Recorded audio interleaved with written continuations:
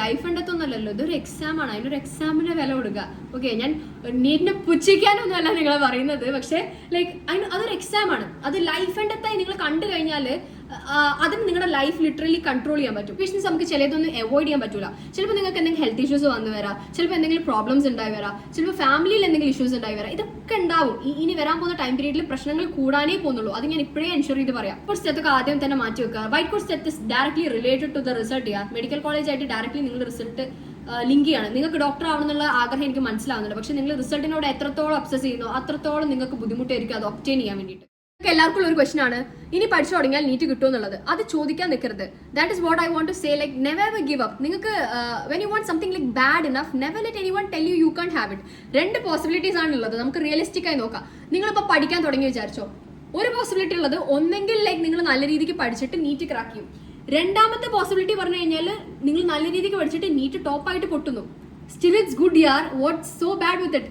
എനിക്ക് എൻ്റെ first attempt ടൈമിൽ ഉണ്ടായിരുന്ന ഒരു ആഗ്രഹം പറഞ്ഞു കഴിഞ്ഞാൽ ലാസ്റ്റിലേക്കൊക്കെ എനിക്ക് മനസ്സിലായി ഞാൻ ചെയ്തതിൽ കുറെ പ്രശ്നമുണ്ട് പറഞ്ഞല്ലോ, പക്ഷെ അത് ലാസ്റ്റിലേക്കാണ് കത്തുന്നത്. അപ്പോഴേക്കും ഇനി അത് റെഡിയാക്കാനുള്ള ടൈമൊന്നും എൻ്റെ കയ്യിലില്ല. അപ്പോൾ വിചാരിച്ച് ഏതായാലും ഇത് ഏകദേശം കയ്യിൽ നിന്ന് പോയ അവസ്ഥയിലാണ്. ഇനി കിട്ടുന്നില്ല എങ്കിൽ കിട്ടുന്നില്ല, പക്ഷെ കിട്ടാത്തവരുടെ ലിസ്റ്റ് എടുക്കുമ്പോൾ ഞാനായിരിക്കണം അതിൽ ടോപ്പിൽ ഉണ്ടാവേണ്ടത്. ഓക്കെ, ടോപ്പായിട്ടെങ്കിലും പൊട്ടണം. ഓക്കെ, അതായിരുന്നു എൻ്റെ മൈൻഡിൽ ഉണ്ടായിരുന്ന പ്ലാൻ ബി എന്ന് പറഞ്ഞു കഴിഞ്ഞാൽ. അതല്ലാതെ ലൈക്ക് പഠിക്കാതിരിക്കുക എന്നുള്ള ഒരു പോസിബിലിറ്റി നിങ്ങളില്ല. നിങ്ങൾക്ക് എല്ലാവർക്കും നീറ്റാ വേണ്ടതെങ്കിൽ നിങ്ങൾക്ക് പഠിക്കാനുള്ള ഒരു ഓപ്ഷൻ ഉള്ളൂ, മറ്റേ പോസിബിലിറ്റി ഇല്ല. ഓക്കെ, ഉള്ള കാര്യങ്ങളെ കുറിച്ചല്ല നമ്മൾ സംസാരിക്കുക. നിങ്ങളൊരു നീറ്റ് ആസ്പിറന്റ് ആണ്, ഒന്നെങ്കിൽ ഞാൻ പഠിച്ച് നീറ്റ് ക്രാക്കും, അല്ലെങ്കിൽ ഞാൻ പഠിക്കാതെ നീറ്റ് പൊട്ടും. അത് പാടില്ല. നിങ്ങൾ പഠിക്കണം. രണ്ട് രീതിയിൽ നോക്കുകയാണെങ്കിൽ നിങ്ങൾ പഠിക്കണം. പഠിച്ചു കഴിഞ്ഞാൽ രണ്ട് പോസിബിലിറ്റി ആവും. നിങ്ങൾ ക്രാക്ക് ചെയ്യുന്നത്, അല്ലെങ്കിൽ എന്താ നിങ്ങൾക്ക് കിട്ടുന്നില്ല, നിങ്ങൾ ടോപ്പായിട്ട് പൊട്ടുന്നത്. ഓക്കെ, പഠിച്ചതിന്റെ ഒരു ഗുണം അവിടെ ഉണ്ടാവും. അങ്ങനെ പഠിച്ചതിന്റെ ഗുണം ഈ ടോപ്പായിട്ട് പൊട്ടുക പറഞ്ഞു കഴിഞ്ഞാൽ അത് ഞാൻ കോമഡിക്ക് പറഞ്ഞതല്ല കേട്ടോ. കാരണം ഞാൻ +1 +2 രണ്ടും കൂടി കമ്പൈൻ ചെയ്തിട്ട് 3 ലക്ഷമാണ് നീറ്റ് പഠിക്കാൻ വേണ്ടിയിട്ട് അടച്ചത്. അപ്പൊ ഇനി ഇതിന്റെ മേലെ പൈസ മുടക്കാൻ എന്നെ കൊണ്ട് പറ്റൂല എന്നുള്ളത് ഞാൻ അപ്പോഴേ തീരുമാനിച്ചു. കാരണം എന്റെ ഫാമിലിക്ക് വലിയ താല്പര്യം ഇല്ല, അവര് എവിടെയെങ്കിലുമൊക്കെ ജോയിൻ ചെയ്യാൻ പറയുന്നുണ്ട്. സോ ഐ വാസ് ലൈക്ക് ഇനി എന്തായാലും ഫാമിലിനെ ബുദ്ധിമുട്ടിക്കാൻ പറ്റൂല. റിപ്പീറ്റ് ഇയറിന് ഇനി പഠിക്കാൻ വേണ്ടിയിട്ട് എൻ്റെ അച്ഛൻ്റെ അടുത്ത് പോയി എനിക്ക് പൈസ ചോദിക്കാൻ എനിക്ക് കുറച്ച് മടി ഉണ്ടായിരുന്നു. അപ്പോൾ ലൈക്ക് റിപ്പീറ്റ് ഇയറിലും കൂടി എൻ്റെ അച്ഛനെ കൊണ്ട് പൈസ അടപ്പിക്കാനുള്ളൊരു മാനസികാവസ്ഥ എനിക്കില്ലായിരുന്നു. സോ എല്ലാം അറ്റ്ലീസ്റ്റ് എന്തായിരിക്കണം, സ്കോളർഷിപ്പ് വഴിയായിരിക്കണം. സോ ആ ടോപ്പായിട്ട് പൊട്ടുക എന്നുള്ളത് എന്നെ നല്ല രീതിക്ക് ഹെൽപ്പ് ചെയ്തിട്ടുണ്ട്. ഓക്കെ, പറയുമ്പോൾ ലൈക്ക് നിങ്ങൾക്ക് കോമഡി ഫീൽ ചെയ്യുമെങ്കിൽ കൂടിയും ഞാൻ പറയാണ് ലൈക്ക് റിപ്പീറ്റ് ഇയറിൽ ആ ഒരു സ്കോളർഷിപ്പ് കിട്ടിയത് കാരണം, എനിക്ക് ഫ്രീ ആയിട്ട് പഠിക്കാൻ പറ്റിയത് കാരണം, ആ ഒരു പാരൻസിനെ ഞാൻ ബേർഡൻ ചെയ്യിപ്പിക്കുന്നില്ല എന്നുള്ളൊരു തോട്ട് ഉണ്ടല്ലോ, അതെനിക്ക് തന്ന ആ ഒരു ഫ്രീ മൈൻഡ്, ലൈക്ക് ആ ഒരു stress free mind four studies, that was huge. Okay, നിങ്ങൾക്ക് മെന്റൽ പീസ് ആണ് ഏറ്റവും കൂടുതൽ നീറ്റിന്റെ ടൈമിൽ വേണ്ടത്. അപ്പൊ ഇങ്ങനെ ഓരോ ബേർഡൻ ആലോചിച്ച് കഴിഞ്ഞാൽ, എനിക്ക് അച്ഛൻ ഇത്ര പൈസ അടച്ചിട്ട് എനിക്ക് പഠിക്കാൻ പറ്റുന്നില്ല, ഇവർ ഇത്ര പൈസ അടച്ചിട്ട് എനിക്ക് പഠിക്കാൻ പറ്റുന്നില്ല, അങ്ങനെ ഓരോ തോട്ട്സ് വന്നു കഴിഞ്ഞാൽ അത് ഭയങ്കര ഒരു ബേർഡൻ ആവും. എനിക്ക് റിപ്പീറ്ററിൽ ആകെയുള്ള ഒരു ബേർഡൻ തോട്ട് എന്ന് പറഞ്ഞു കഴിഞ്ഞാൽ, എൻ്റെ കോച്ചിങ് ഇൻസ്റ്റിറ്റ്യൂട്ട് ഇപ്പൊ എനിക്ക് സ്കോളർഷിപ്പ് തരികയാണ്, ഇനി ഇവർക്ക് നല്ല റാങ്ക് വാങ്ങിച്ചു കൊടുത്തില്ലെങ്കിൽ ഒരു പ്രശ്നം വരുമോ എന്നുള്ളൊരു തോട്ട് വന്നിട്ടുണ്ടായിരുന്നു. അപ്പം എൻ്റെ അമ്മ എന്നോട് പറഞ്ഞു ലൈക്ക് നീ കോച്ചിങ് ഇൻസ്റ്റിറ്റ്യൂട്ടിന് വേണ്ടിയിട്ടല്ല പഠിക്കുന്നത്, നീ നിനക്ക് നീറ്റ് കിട്ടാൻ വേണ്ടിയിട്ടാണ് പഠിക്കുന്നത്. നിനക്ക് കിട്ടിക്കഴിഞ്ഞാൽ അവർക്കൊരു ബോണസ്, കിട്ടിയില്ലെങ്കിൽ ഒരു കുഴപ്പമില്ല. കാരണം നിനക്ക് സ്കോറുള്ളത് കൊണ്ടും നീ ഡിസേർവിംഗ് ആയതുകൊണ്ടാണ് ആ കോച്ചിങ് ഇൻസ്റ്റിറ്റ്യൂട്ട് അങ്ങനെ ഒരു സ്കോളർഷിപ്പ് തന്നത്. ഓക്കെ, 589 എന്നുള്ള ഒരു സ്കോർ എന്നെ റിപ്പീറ്റിലേക്ക് തന്നെയാണ് നയിച്ചത്. പക്ഷേ ആ ഒരു ഫിനാൻഷ്യൽ ആസ്പെക്ട്സിലൊക്കെ അതെന്നെ എത്രയോ ഹെൽപ്പ് ചെയ്തിട്ടുണ്ട് റിപ്പീറ്റ് ചെയ്യാൻ പോകുന്ന ടൈമിൽ. അപ്പോൾ ലൈക്ക് നിങ്ങൾ ഇപ്പോഴൊക്കെ പഠിച്ചു തുടങ്ങുകയാണെങ്കിൽ നിങ്ങളുടെ തോട്ട് ഷുഡ് ബി ലൈക്ക് ഒന്നെങ്കിൽ ഞാനിത് ക്രാക്ക് ചെയ്യും, അല്ലെങ്കിൽ ഞാൻ ടോപ്പായി പൊട്ടും. എനിവേ പഠിക്കാതെ ഒരു വിഡ്ഢീനെ പോലെ ആ എക്സാം ഹാളിലേക്ക് പോകുന്നതിനെക്കാട്ടി എത്രയോ ബെറ്റർ ആണ് ഈ ടോപ്പായി പൊട്ടുന്ന കാര്യം എന്നുള്ളത്. ഒരിക്കലും പഠിക്കാതിരിക്കരുത്, എത്ര ഇമ്പോസിബിൾ ആയി തോന്നിയാലും.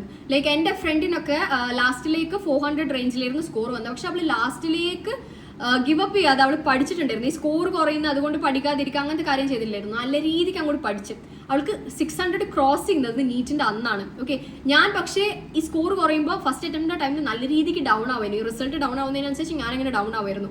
നിങ്ങൾ മനസ്സിലാക്കണം, നിങ്ങൾ ഇത് ഗിവ് അപ്പ് ചെയ്യാതെ പോകുന്നുണ്ടെങ്കിൽ അതിനനുസരിച്ചുള്ള റിസൾട്ട് നിങ്ങൾക്ക് കിട്ടും. എനിക്ക് ഏറ്റവും വലിയൊരു എക്സാമ്പിൾ ആണ് എൻ്റെ ആ ഒരു ഫ്രണ്ട്. ഈവൻ ലൈക്ക് അവളുടെ ബാച്ച്മേറ്റ്, അവൾ ലൈക്ക് ഈ മൺഡേ ടു ഫ്രൈഡേ ക്ലാസ്സിന്റെ കൂടെ പോകുന്ന ഒരു ബാച്ച് ഉണ്ടാവില്ലോ, രാവിലെ മോർണിംഗ് ബാച്ചിലായിരുന്നു.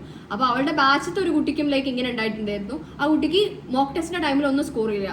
നീറ്റിന് അന്ന് 650 എങ്ങാനും കുട്ടിക്ക് സ്കോർ കിട്ടിയിട്ടുണ്ടായിരുന്നു. കാരണം അവരൊക്കെ കൺസിസ്റ്റന്റ് ആയി പഠിച്ചിട്ടുണ്ട്. ഞാൻ പക്ഷേ കൺസിസ്റ്റൻസി വിട്ടു, ഇതിന് കിട്ടാൻ ചാൻസ് ഇല്ല വിചാരിച്ചിട്ട് കൺസിസ്റ്റൻസി വിട്ടു. ബോധം വരുന്നത് ഭയങ്കര ലേറ്റ് ആയിട്ടാണ്. ആ 1-2 മാസമുള്ള ടൈമിലാണ് ബോധം വരുന്നത്. 2 മാസമൊന്നും കൃത്യം ഇല്ല. പിന്നെ പറഞ്ഞാൽ ടെൻഷൻ കൺട്രോൾ ചെയ്യാൻ പറ്റില്ല, അതാണ് മേജർ തിങ്. നിങ്ങൾക്ക് ടെൻഷൻ ഇല്ലാത്ത ഒരാളാണ് നിങ്ങൾ വൃത്തിക്ക് പഠിക്കുമെങ്കിൽ നിങ്ങൾക്ക് ഭയങ്കര സുഖമായി നീറ്റ് ക്രാക്കാൻ പറ്റും. തമാശക്ക് പറയല്ലോ, ഭയങ്കര സിമ്പിൾ ആയിരിക്കും നിങ്ങൾക്ക് നീറ്റ്. ഓക്കെ, ഈ ടെൻഷൻ എന്നുള്ള ഒരു ആസ്പെക്ട് ആണ് കുറെ പേരെ നീറ്റ് ക്രാക്ക് ചെയ്യുന്നതിന് ലൈക്ക് എന്താ പറയാ ഒരു ഒബ്സ്റ്റാക്കിളായി നിൽക്കുന്നത്. ഓക്കെ. കാരണം നിങ്ങൾ മനസ്സിലാക്കേണ്ട, നിങ്ങൾക്ക് ഈ തെറ്റുന്ന ക്വസ്റ്റ്യൻസ് ഉണ്ടല്ലോ, തെറ്റുന്ന ക്വസ്റ്റ്യൻസിൽ അറിയാതെ തെറ്റുന്നത് പോട്ടെ, അറിഞ്ഞിട്ട് തെറ്റിക്കുന്ന ഭാഗം ഉണ്ടല്ലോ, അതൊക്കെ പറഞ്ഞു കഴിഞ്ഞാൽ ഈ ടെൻഷൻ മാറിക്കഴിഞ്ഞാൽ എത്രയോ സ്കോർ നിങ്ങൾക്ക് ഇമ്പ്രൂവ് ചെയ്യാൻ പറ്റും. ലൈക്ക് എനിക്കൊക്കെ എങ്ങനെയൊക്കെ നോക്കിക്കഴിഞ്ഞാലും ബയോളജി ഒരു 10-15 ക്വസ്റ്റ്യൻ തെറ്റും. എങ്ങനെയൊക്കെ നോക്കി എത്ര ഞാൻ സിലബസ് കംപ്ലീറ്റ് ചെയ്ത് പോയാലും ഇങ്ങനെയായിരുന്നു ഫസ്റ്റ് അറ്റംപ്റ്റ് ടൈമിൽ. റിപ്പീറ്റ് ചെയ്യുന്ന ടൈമിൽ ഞാൻ ആ ടെൻഷൻ കൺട്രോൾ ചെയ്യാൻ നോക്കി. ഓക്കെ, ഞാൻ ചാൻറ്റ് ചെയ്യുമായിരുന്നു. അതേപോലെ തന്നെ like I use to calm myself. ഞാൻ പറയും, എന്തിനത് പാനിക് ആവുന്നത്? ലൈഫ് ഉണ്ടത്തൊന്നുമല്ലല്ലോ, ഇതൊരു എക്സാം ആണ്, അതിനൊരു എക്സാമിന്റെ വില കൊടുക്കുക.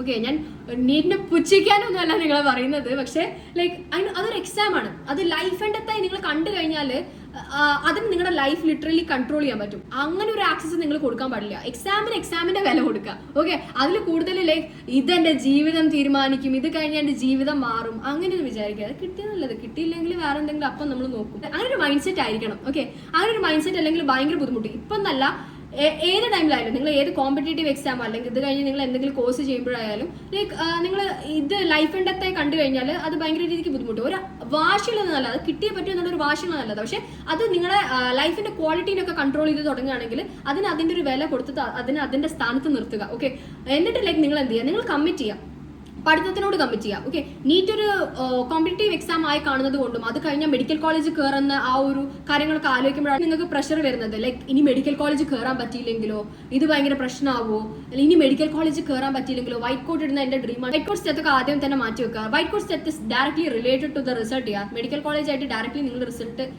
ലിങ്ക് ചെയ്യാണ്. നിങ്ങൾക്ക് ഡോക്ടർ ആവണമെന്നുള്ള ആഗ്രഹം എനിക്ക് മനസ്സിലാവുന്നുണ്ട്, പക്ഷെ നിങ്ങൾ റിസൾട്ടിനോട് എത്രത്തോളം ഒബ്സസ് ചെയ്യുന്നു അത്രത്തോളം നിങ്ങൾക്ക് ബുദ്ധിമുട്ടായിരിക്കും അത് ഒബ്റ്റെയിൻ ചെയ്യാൻ വേണ്ടിയിട്ട്.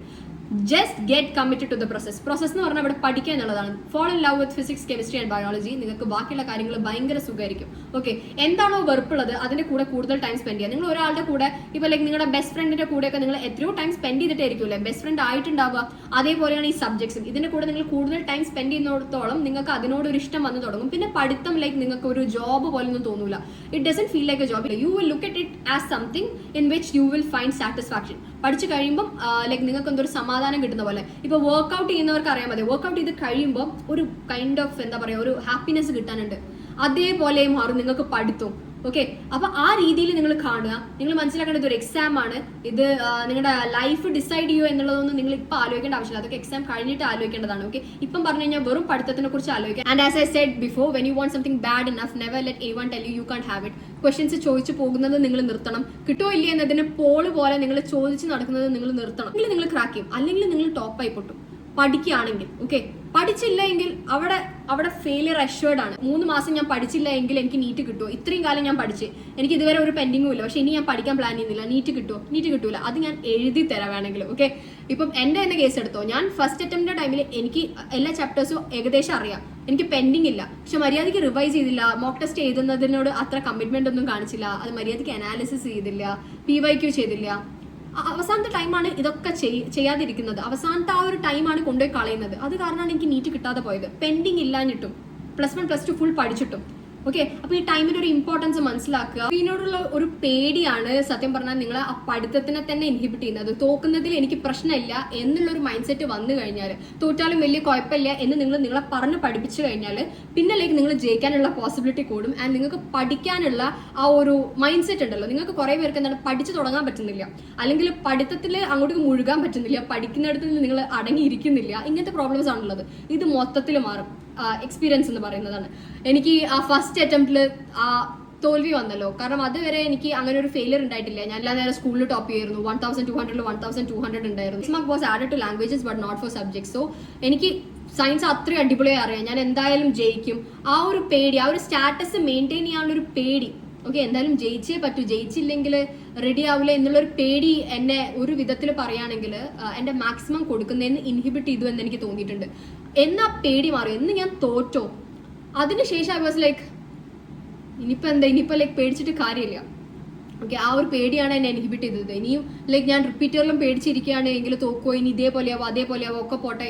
ഇനിയിപ്പോൾ നിങ്ങൾക്കുണ്ടല്ലോ ഓരോന്ന് കഴിയുമ്പോൾ ഓരോ പേടി വന്നു കൊടുക്കും. കുറെ കഴിഞ്ഞിട്ട് ഈ നീറ്റിന്റെ ഒക്കെ എക്സാമിന് അടുപ്പിച്ചുള്ള ദിവസങ്ങളിൽ നിങ്ങളുടെ പേടി ഇനിയിപ്പോൾ എന്തെങ്കിലും അസുഖം വരുമോ, എനിക്കൊക്കെ ഇനിയിപ്പോൾ ഞാൻ പീരീഡ്സ് ആവുമോ, ഇനി എന്തെങ്കിലും അസുഖം വരുമോ, ഇങ്ങനത്തെ ഓരോ പേടികളായിരുന്നു. എക്സാം ഹാളിൽ നിന്ന് ഇനി എന്തെങ്കിലും പറ്റിയിട്ട് എഴുതാൻ പറ്റാതെ ആവുമോ, ലൈക്ക് പേടികൾ വന്നുകൊണ്ടേക്കും. അതിന് നിങ്ങൾ ഫേസ് ചെയ്യാം. ഓക്കെ, അതാണ് നിങ്ങൾ മനസ്സിലാക്കുന്നത്. ലൈക്ക് നമ്മൾ ഒരിക്കലും തോൽക്കൂലെന്നോ ഒന്നും നമ്മൾ പറയുന്നില്ല. തോറ്റെടുത്ത് എണീക്കാൻ പറ്റണം. ഓക്കെ, ചാലഞ്ചസ് വന്നാൽ ഫേസ് ചെയ്യാൻ പറ്റണം.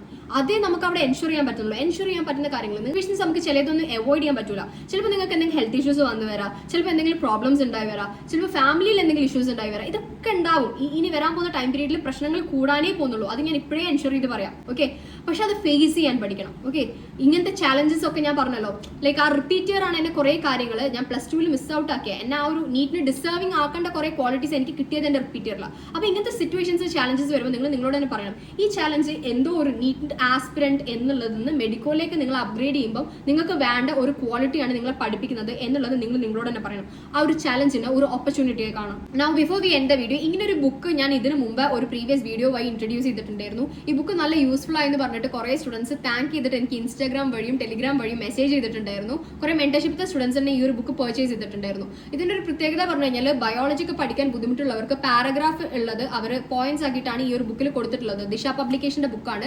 1-liner ഫോമാറ്റ്സ്, അതേപോലെ തന്നെ പ്രീവിയസ് ഇയർ ക്വസ്റ്റ്യൻസ്, നിമോണിക്സ് ഒക്കെ ഈ ഒരു ബുക്കിലുണ്ട്. ഇപ്പം അതിന്റെ തന്നെ കെമിസ്ട്രി വേർഷൻ അവർ അവൈലബിൾ ആക്കിയിട്ടുണ്ട്. ഫസ്റ്റ് ഓഫ് ഓൾ ഈ ഒരു ബുക്ക് പുതിയ സിലബസ് ബേസ് ചെയ്തിട്ടാണ് ഇറക്കിയിട്ടുള്ളത്. ആൻഡ് ഫുൾ സിലബസും 22 ചാപ്റ്റേഴ്സ് ആക്കിയിട്ട് അവർ ഡിവൈഡ് ചെയ്തിട്ടുണ്ട്. ഇതിൽ നല്ല രീതിക്ക് തിയറി എക്സ്പ്ലെയിൻ ചെയ്യുന്നുണ്ട്. And as I said before, paragraphs ഒക്കെ പഠിക്കാൻ മടിയുള്ളവർക്ക് ഇതിൽ പോയിന്റ്സ് ആക്കിയിട്ടാണ് കാര്യങ്ങൾ കൊടുത്തിട്ടുള്ളത്. ആൻഡ് അതുകൂടാതെ ഓർഗാനിക്കിൽ നമുക്ക് പഠിക്കാനുള്ള റിയാക്ഷൻസ് ഒക്കെ ഇതിൽ NCERT ഫിൽട്രേറ്റ് എന്ന് പറഞ്ഞിട്ട് ഫ്രണ്ട് തന്നെ കൊടുത്തിട്ടുണ്ട്. അതിൽ റിയേജന്റ് ഏതാ, കാറ്റലിസ്റ്റ് ഏതാ, എല്ലാ റിയാക്ഷൻസിന്റെയും സെപ്പറേറ്റ്ലി റിയാക്ടന്റ് എന്താണ്, പ്രൊഡക്റ്റ് എന്താ കിട്ടുന്നത് ഒക്കെ മെൻഷൻ ചെയ്തിട്ടുണ്ട്. ഇതിന്റെ വേറൊരു പ്രത്യേകത പറഞ്ഞു കഴിഞ്ഞാൽ ടെക്സ്റ്റിന്റെ ഇവർ പോയിന്റ്സ് ആക്കുന്നതിന്റെ കൂട്ടത്തിൽ എവിടുന്നാണോ PYQ വന്നത് അവിടെ PYQ എന്ന് മെൻഷൻ ചെയ്തിട്ടുണ്ടാവും. സോ ഈ ഒരു ഭാഗത്തു നിന്നാണ് PYQ വന്നത് എന്നുള്ളത് ഈ ഒരു 1-liner ഫോമാറ്റ് വഴി നിങ്ങൾക്ക് മനസ്സിലാവും. ഇതൊരു എക്സാം ഓറിയന്റഡ് ആയിട്ടുള്ള ബുക്കാണ്. അതുകൊണ്ട് തന്നെ ഇതിൽ കുറെ tips, tricks, mnemonics, like example ഇപ്പോൾ നിമോണിക്സ് ഓഫ് പീരിയോഡിക് ടേബിൾ എന്ന് പറഞ്ഞിട്ട് അത് ഓർത്ത് വെക്കാൻ വേണ്ടിയിട്ടുള്ള നിമോണിക്സ് കാര്യങ്ങൾ കൊടുത്തിട്ടുണ്ട്. ഓൾസോ ഇതിൽ ഫ്ലോ ചാർട്ട്സും ഇൻക്ലൂഡഡ് ആണ്. സോ ദിശ പബ്ലിക്കേഷന്റെ NCERT ടാബ്ലറ്റ് കെമിസ്ട്രി ആൻഡ് നേരത്തെ ഞാൻ കാണിച്ചു തന്ന NCERT ടാബ്ലറ്റ് ബയോളജി, ഇതിൽ ഏതെങ്കിലും നിങ്ങൾക്ക് പർച്ചേസ് ചെയ്യാൻ ഇൻട്രസ്റ്റ് ഉണ്ടെങ്കിൽ പർച്ചേസ് ലിങ്ക് ഞാൻ താഴെ ഡിസ്ക്രിപ്ഷനിൽ കൊടുത്തിട്ടുണ്ട്. Check it out. ഈ ഒരു ടൈമിന്റെ ഇമ്പോർട്ടൻസ് മനസ്സിലാക്കുക, എല്ലാം നല്ലതിന് എന്ന് പറഞ്ഞിട്ട് പഠിക്കാൻ തുടങ്ങാം. All the best.